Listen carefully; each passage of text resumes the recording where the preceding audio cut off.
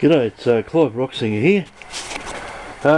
When I started doing this video, I bought a new set of shelves, which are those ones there, and as you can see, I got quite a lot of stuff in there.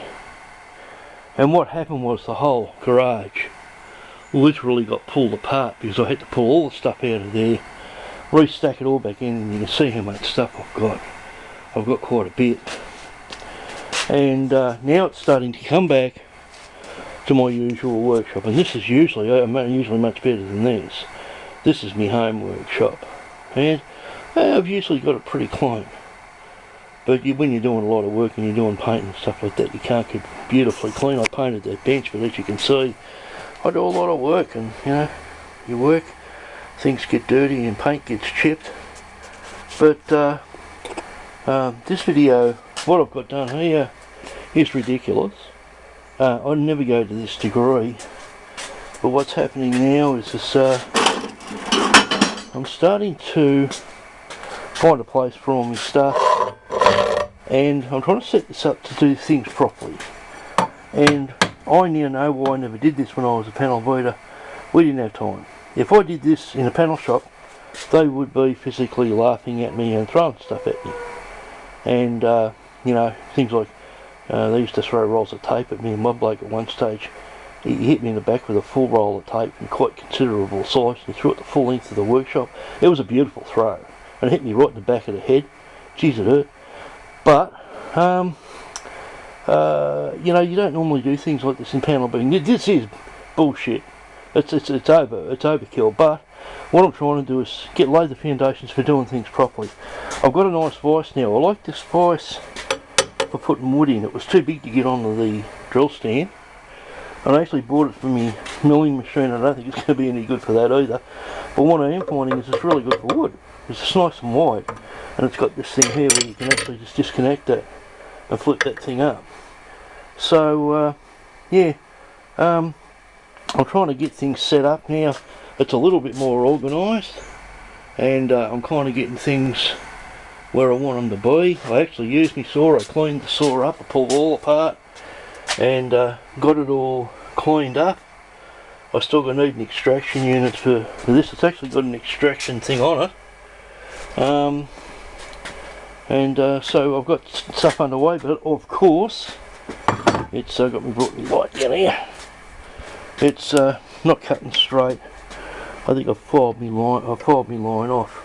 But yeah, that's not completely straight, and so I've got to try and find some way. I've got my lathe there, of making up a contraption of getting this thing dead perfect, get it dead on, get it dead square. It's only a cheap saw, but I'll make it good, and I'll find a way of getting that dead accurate. And this thing I made with my 3D printer. The idea is you drill guide holes with it. One of the things I'm finding is when I make stuff up, I never get it square. And so what I do is I'm using this thing, and I was actually able to buy a chuck for it that goes in there.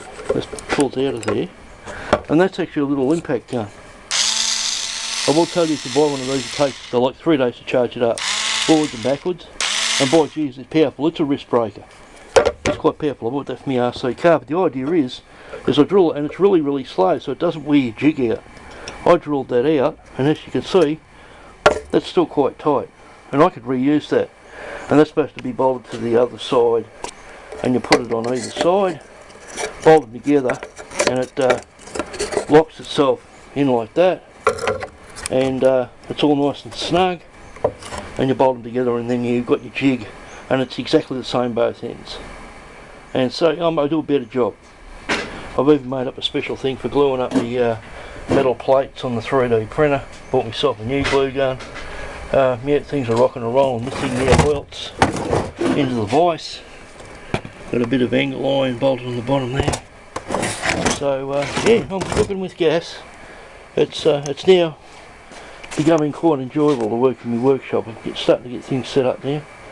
But yeah, there's a lot of stuff you can get that's available.